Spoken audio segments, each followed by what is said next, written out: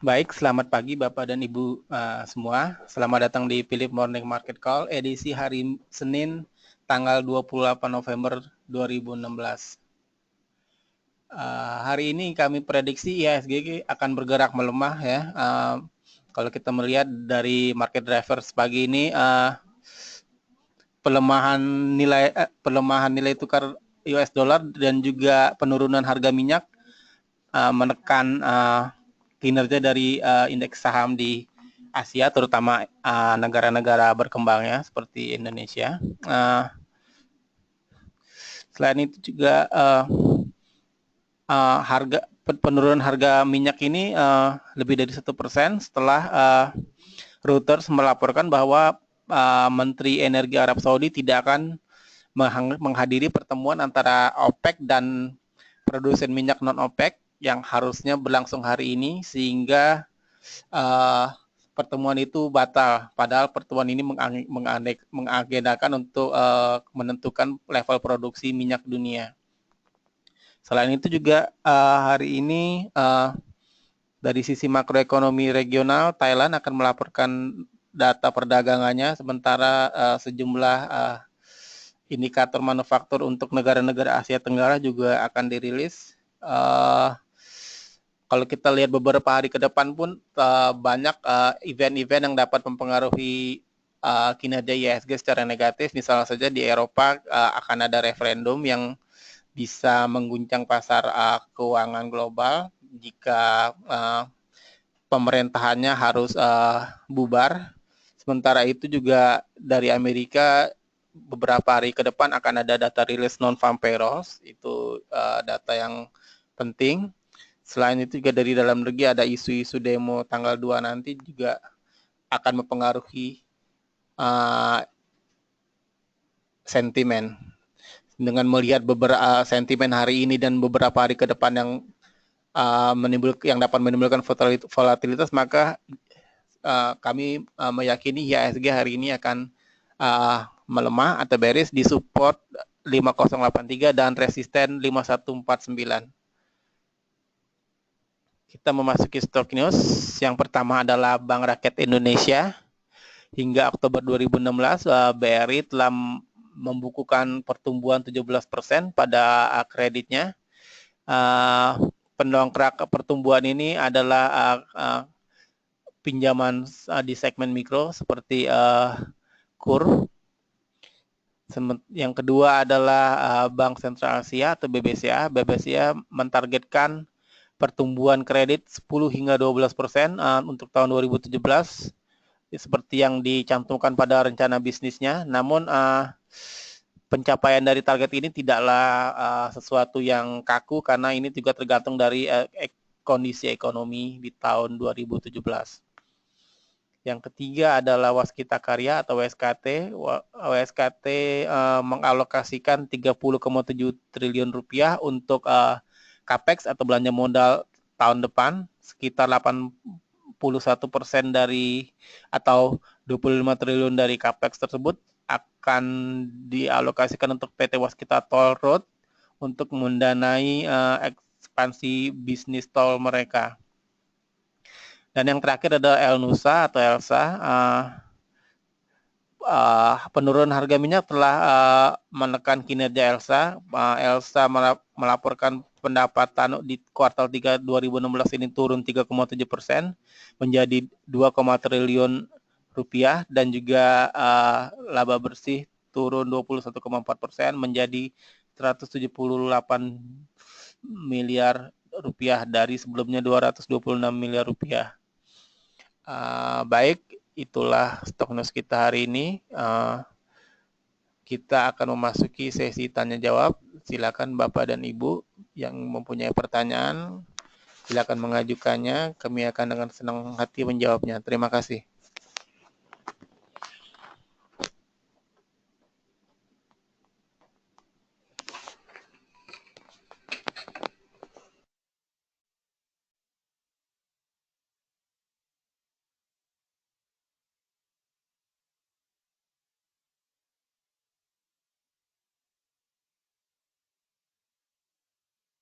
Pagi Bapak Ibu sekalian, sebelum kita memasuki sesi tanya jawab, kembali kami mengajak Bapak Ibu sekalian untuk menghadiri acara Indonesia Economic Market Outlook 2017 yang diselenggarakan oleh Philip Securities Indonesia bekerjasama dengan Aberdeen Asset Management.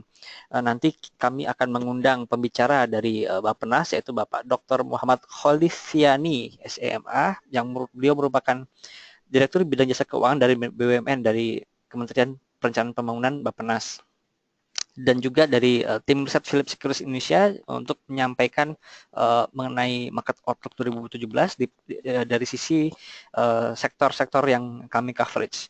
Dan tidak ketinggalan juga dari Bapak Sigit Pratama Wiryadi sebagai Presiden Direktur Aberdeen Asset Management yang juga memberikan sedikit insight mengenai ekonomi tahun depan dari sisi buy side. Ya, baik. Kita akan memasuki sesi tanya jawab. Sebelumnya saya ingin mereview sedikit mengenai IHSG pada perdagangan akhir pekan lalu dan potensi pergerakannya untuk awal pekan ini dan juga kemungkinan minggu ini. Kalau kita lihat kemarin IHSG sepanjang hari cenderung sideways, tidak banyak kemana-mana dan berakhir ditutup di level 5122, namun ini masih ada di area support. Kalau kita lihat juga dari indikator stokastik masih mengarah ke bawah walaupun MACD menunjukkan sudah mulai ada konsolidasi, ada peluang bagi IHSG untuk kembali di bawah ke level support 5044, mengingat kemarin Edo setelah libur Thanksgiving kembali melemah 1,28%, dan kemungkinan saham-saham blue chip yang merupakan kontributor Edo terbesar seperti saham perbankan besar lalu Telkom juga masih akan ditekan, sehingga saham-saham kapitalisasi besar di bursa Indonesia hari ini diperkirakan masih akan tertekan. Di sisi lain peluang justru untuk saham-saham kecil second liner hingga seven liner yang biasanya justru atraktif ketika saham-saham blue chip ini tertekan, jadi bisa dilihat di peluang saham-saham tersebut. Baik, saat ini mari kita memasuki untuk sesi tanya jawab.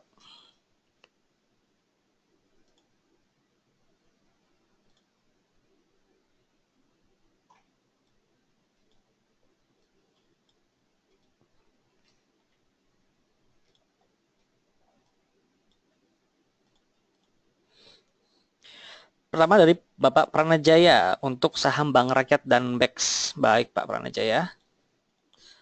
Pertama kita bahas dulu saham Bank Rakyat Indonesia. Bank Rakyat Indonesia kalau studi fundamental sudah membukukan pertumbuhan kredit 17% hingga bulan Oktober ini, which is masih bagus. Namun untuk tahun depan kita masih tanda tanya mengingat kondisi ekonomi yang masih belum begitu stabil.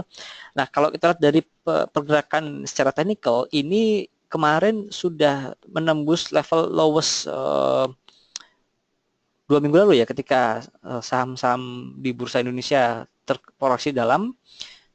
Waktu itu terendahnya sempat di level 11.025. Namun kemarin ditutup di level 10.925. Ini membuka peluang untuk kembali terkoreksi.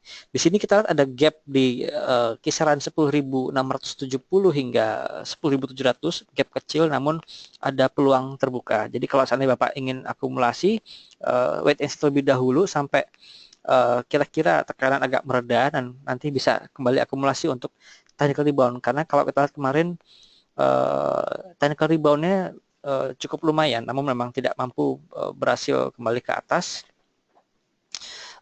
Lebih baik tunggu hingga gap ini tertutup terlebih dahulu Pak untuk kembali akumulasi. Kemudian saham BEX. BEX ini kemarin kembali atraktif setelah lama hibernasi. Kalau kita lihat cukup volatile ya Pak, dan kalau mungkin bisa kita ambil dari yang sebelumnya, kalau ada kenaikan tinggi ini bisa terjadi sekitar 2 hari.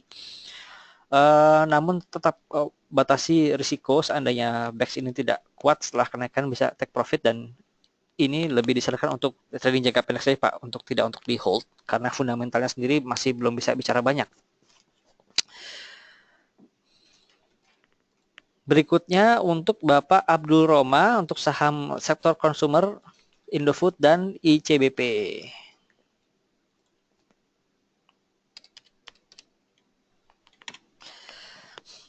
Indofood kita menantikan adanya bouncing back Pak, mungkin ada peluang untuk menguji support 7.200 terlebih dahulu sebelum dia memantul. Namun kalau kita lihat kemarin ada sedikit harapan, di sini ada candlenya hijau walaupun antena bawah dan atas cukup panjang. Seandainya ada dibuka open di atas closing kemarin di level 74 dan bertahan di situ, maka bisa diikuti untuk barang 2-3 hari. Namun jika sudah mencapai level 7650 bisa take profit terlebih dahulu karena ini resistennya, dan berhubung saham Indofood masih berada dalam posisi downtrend, jadi lebih baik tidak hold dalam jangka panjang terlebih dahulu di saham ini. Kemudian saham ICBP. ICBP sama seperti Indofood masih berada dalam posisi downtrend dan ini masih ada arah untuk ke bawah, Pak. Ada support sekitar 7.900 hingga 8.000, mungkin lebih baik ditunggu di level tersebut untuk kembali akumulasi. Namun kalau kita lihat pantulan ICBP ini terjadi dalam 3 hari, jadi lebih baik tunggu ketika hari pertama memantul dan confirm sudah candlenya sudah hijau, bisa diikutin dan take profit di 2-3 hari berikutnya, atau ketika sudah mendekati area upper trend channel kami di kisaran 8.250 hingga 8.300. Demikian Pak Dul Roma.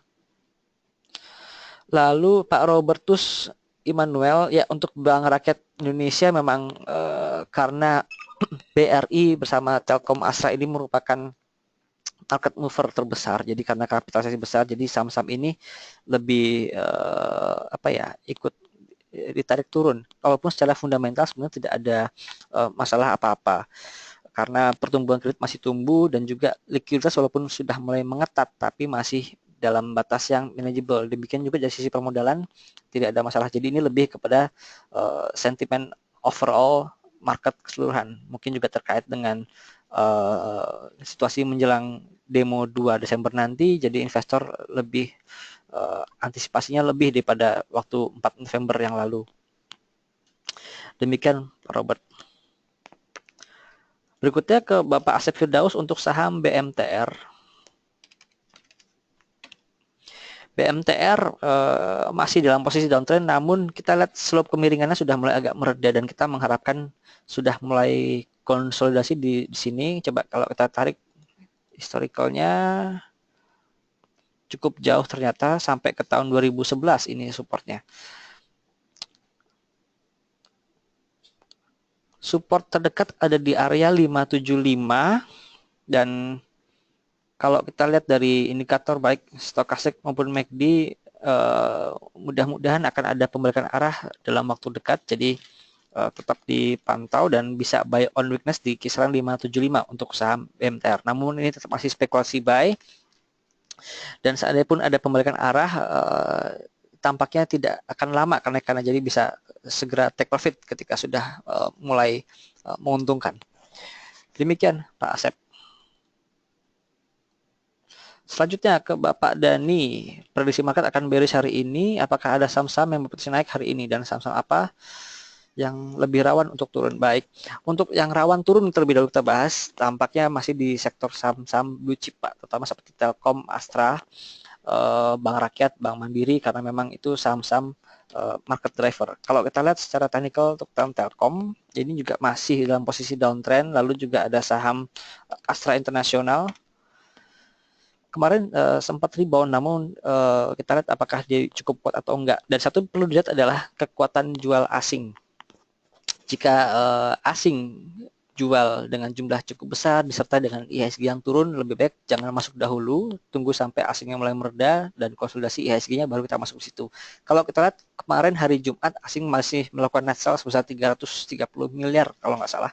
Ini jumlah yang cukup besar, jadi disitulah kami melihat kenapa kok ada peluang untuk melemah bagi IHSG hari ini. Nah, lalu upside-nya adalah saham-saham besar, kan biasanya saham-saham kecil yang bergerak naik.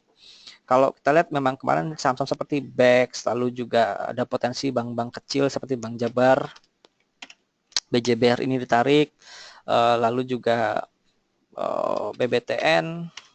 Kita lihat BBTN dia lebih ikut ke saham-saham blue chip ternyata pergerakannya. Nah, saham-saham seperti itu yang berpotensi naik namun tidak bisa kita lihat sebelum pembukaan. Biasanya setelah pembukaan trading baru kita kelihatan secara volume saham kecil mana yang sedang ramai diperdagangkan. Nah, itu biasanya yang kita bisa sedikit tanda kutip mencopet di situ. Tapi tetap waspadai karena saham-saham kecil risikonya juga lebih tinggi untuk diperdagangkan. Demikian Pak Dani. Lanjut ke Bapak Antonius Leo untuk saham Agro, Bank Agro.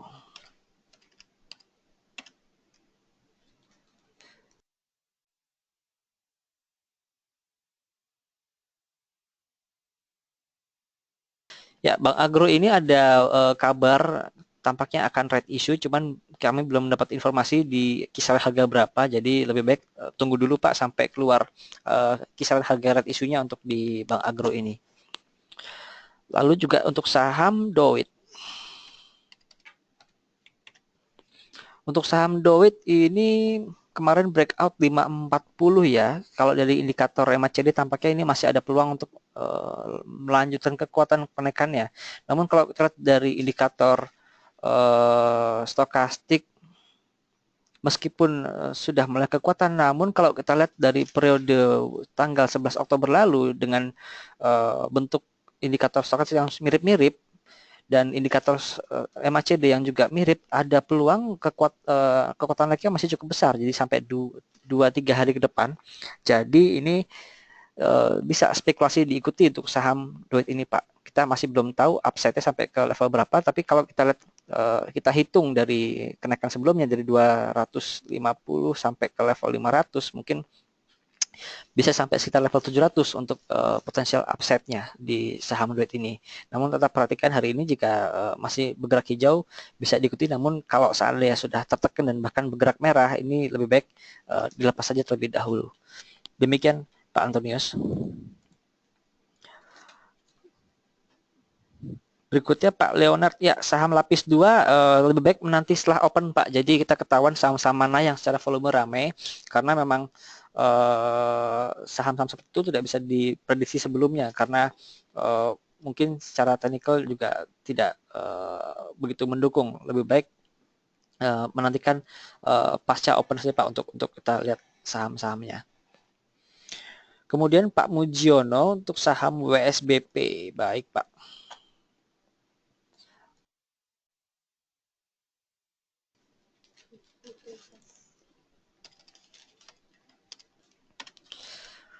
WSBP tampaknya masih cenderung sideways Pak di kisaran 560 hingga 580. Ini kita lihat MACD dan stokastik masih di bawah, namun harapannya segera ada tanda-tanda untuk bottoming out dan seandainya 580 berhasil tembus maka ini kembali menjadi uptrend.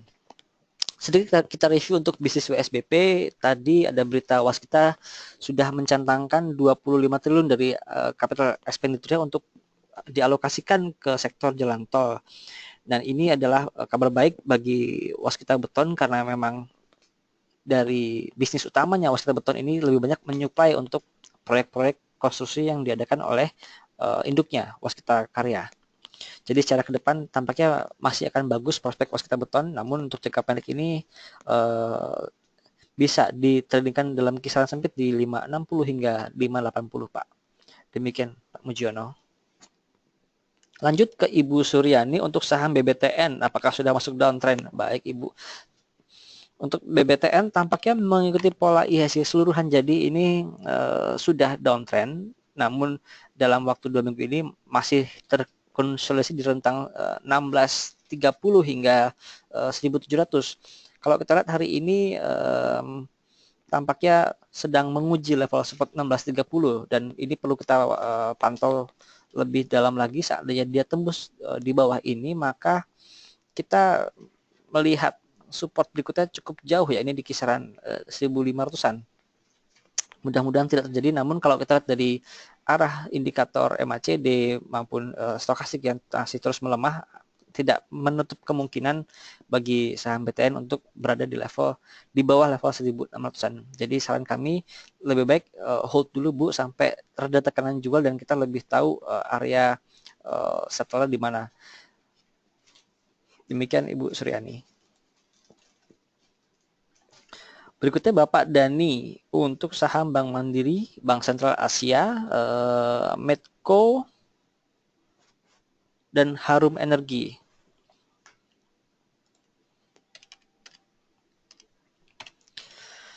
Ya, Bank Mandiri sama seperti blue chip lainnya di IHSG dan tadi BBTN ada support kuat di level 98, Pak Dani.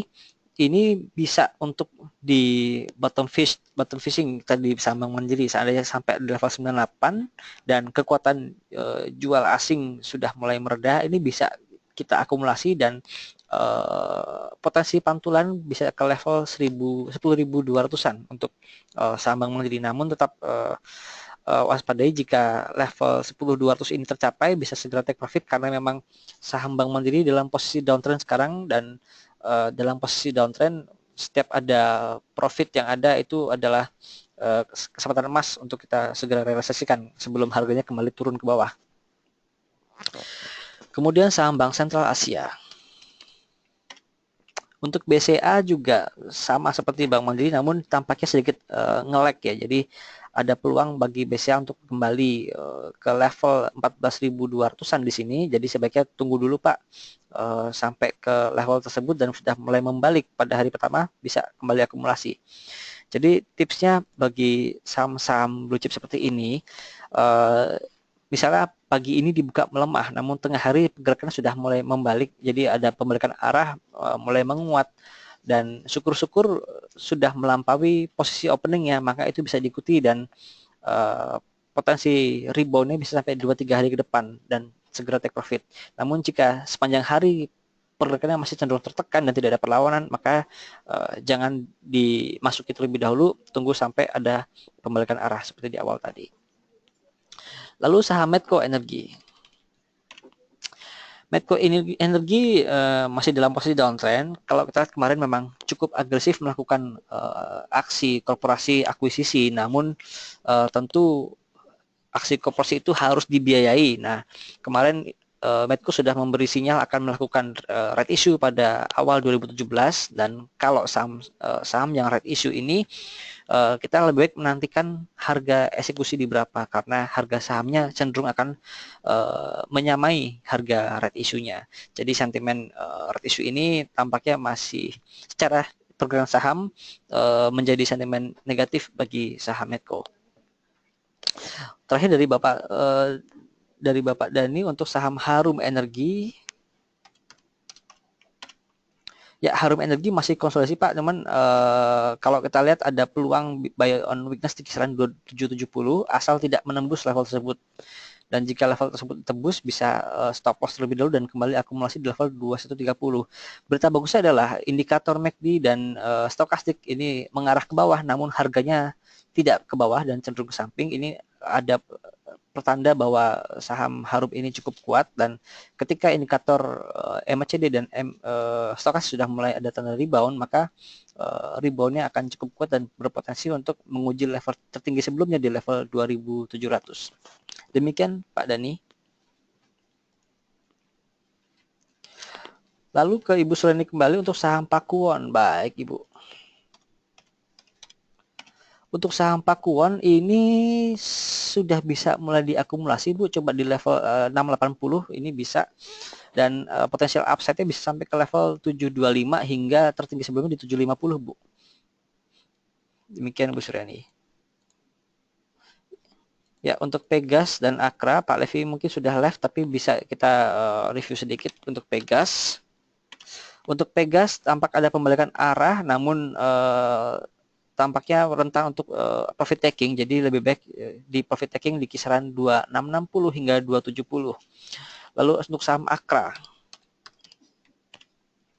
Untuk saham Akra ini bisa buy on weakness di 6.500. Kalau kita lihat di sini supportnya cukup kuat. Ini sejak bulan Desember 2015 gerakannya antara di range 6.500 hingga 7.000. Jadi ini bisa diikutin dan nanti take profit kembali di harga 7.000. Namun kalau kita lihat dari indikator MACD ini agak sedikit mengkhawatirkan. Kenapa? Karena arahnya bergerak turun. Biasanya kalau bergerak turun ini support 6.500 rentan untuk dijebol, jadi waspada seandainya support 6.500 ini dijebol dengan volume cukup tebal, lebih baik stop loss terlebih dahulu dan kita menantikan sampai tekanan jual yang mereda.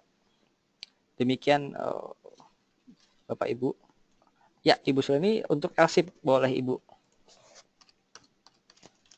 Untuk LSIP ini masih ada peluang untuk menguat walaupun kenaikannya sudah cukup curam. Kita lihat tertinggi sebelumnya di kisaran 7.800 kemungkinan.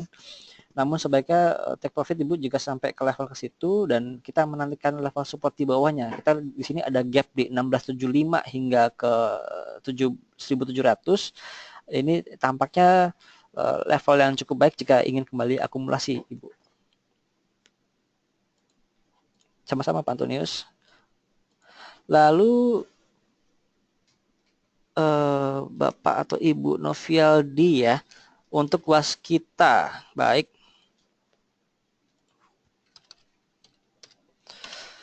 Untuk waskita, ini indikator MACD ada sinyal beli tipis, namun kalau kita lihat dari pendukungnya, stokastik tampaknya masih belum terlalu kuat. Seandainya pun kuat, mungkin masih belum akan menembus level 2375. Jadi lebih baik buy on dulu saja di area support 2200 nanti Pak Sandia ini kembali terkoreksi. Namun jika Bapak ada barang bisa coba take profit terlebih dahulu di kisaran 2375 hingga 2400. Ya, Ibu Alifi, untuk informasi second and third liner yang potensial naik, baik kita akan switch sedikit ke market karena juga sudah buka kalau Bapak Ibu tidak keberatan. Di sini kita lihat dari frekuensi yang rame ada Akra atau koreksi 1% ya, Aisyah. Ya, tampaknya masih belum terramai. Kalau kita lihat saham BEX, apakah masih semarak? Ya, tampaknya masih ramai, sudah 16%, sudah cukup tinggi, open di posisi 85. Nah, ini mungkin masih bisa diikuti, namun lebih baik ketika agak swing bisa dimasuk. Namun karena nature sahamnya sangat-sangat spekulatif, kami tidak menyarankan untuk ikut. Tapi kami kembalikan kepada Bapak Ibu yang bisa mengukur risiko masing-masing sendiri. Ya, demikian Ibu Alifi. Kita kembali ke technical untuk Bapak Boy, saham Jasa Marga. Baik, Jasa Marga ini kemarin ada harga eksekusi, eksekusi right issue di kisaran 3.900 dan ini sudah mendekati, jadi bisa dibeli ketika level 3.900-an Pak.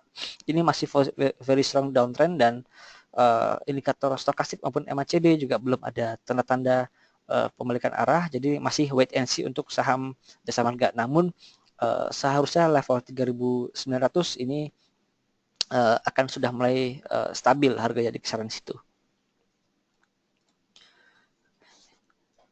Ya, Ibu Suryani. Untuk konsolidasi, nah apakah saham konsolidasi itu ada akumulasi? Coba kita lihat kasus Pakuan. Ya, Pakuan ini untuk akumulasi kita bisa lihat jika ini saham misalnya kategori blue chip, kita bisa lihat apakah asing sudah mulai masuk atau belum. Seandainya asing kembali akumulasi dengan jumlah sedikit-sedikit, artinya mereka membuka net buy Bu ya dalam sehari dari broker-broker asing itu, maka ada indikasi saham ini kembali diakumulasi. Dan juga dari sisi teknikal, jika sahamnya konsolidasi dan indikator teknikalnya mulai menunjukkan tanda-tanda ada penguatan, ini adalah sinyal bagus bagi saham tersebut untuk kembali naik. Di sini kita lihat Pakuan tampaknya masih berusaha untuk menjebol resisten 700 dan jika ini dijebol bisa diikuti karena resisten berikutnya di level 720 hingga 725 Ibu. Dan jika seandainya masih kuat juga, tidak menutup kemungkinan bagi saham ini menembus level tertinggi sebelumnya, tergantung dari kekuatan aksi beli dari saham tersebut. Demikian Bu Suryani. Berikutnya ke Pak Dani, saham UNTR dan PTBA. Baik Pak. UNTR masih konsolidasi, tampaknya sedang berusaha menguji level resisten 22.200. kita lihat saat dia tidak kuat, bisa coba nanti kita menantikan buy on weakness di kisaran 21.000 hingga 20.000 Pak. Kalau harga batubara kemarin juga masih cukup bagus dan harusnya kenaikan harga batubara kemarin mulai tercermin dari kinerja kuartal 4 nanti dan kuartal 1. Jadi baru kelihatan ketika laporan full year 2016 keluar sekitar bulan Maret nanti. Kemudian saham PTBA.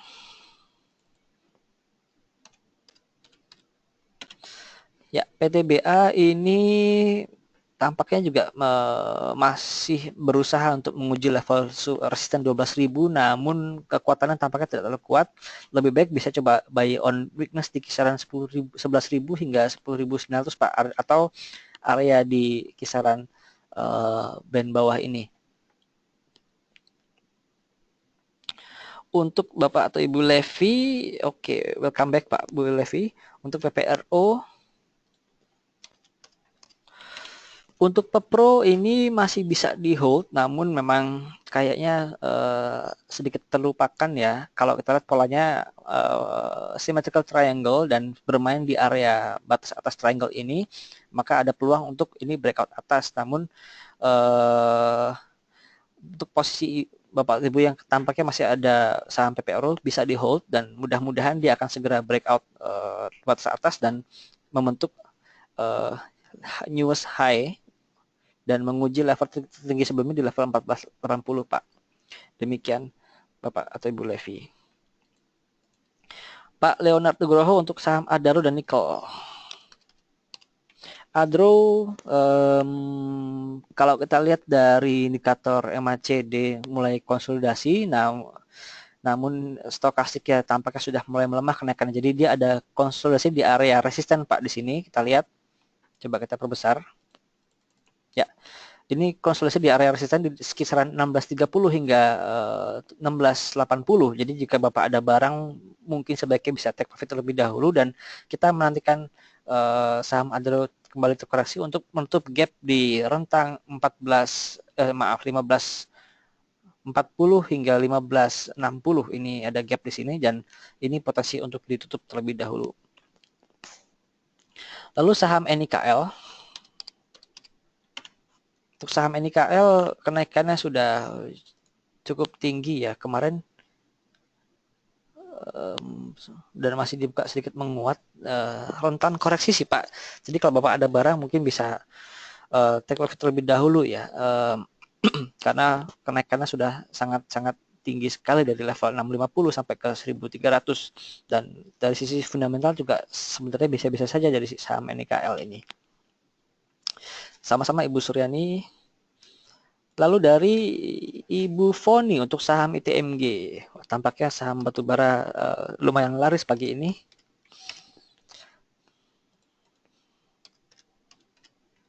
ITMG lebih mirip ke saham Adaro pergerakannya, jadi beda dengan PTBA dan UNTR. Tampaknya bisa coba untuk kembali akumulasi di level 14.700 di saham ITMG. Namun jika Bapak Ibu ada barang bisa sell on strength terlebih dahulu. Ini tampaknya sudah mulai melemah ya, jadi bisa coba jual terlebih dahulu dan nanti kita kembali ambil di level 14.700. Demikian Ibu Fani. Sama-sama Pak Boy. Ya, Bapak Ibu sekalian, berhubung market sudah mulai 10 menit yang lalu dan kita menantikan bagaimana pergerakan IHSG hari ini, mudah-mudahan kekhawatiran kita untuk koreksi lanjutan terjadi dan asing kembali akumulasi di saham-saham bursa kita. Dan tidak lupa kami kembali mengajak Bapak Ibu untuk menghadiri acara Market Outlook 2017 yang akan diadakan hari Sabtu tanggal 3 Desember di Gedung Bursa Efek Indonesia. Terima kasih atas atensinya, selamat pagi dan salam cuan.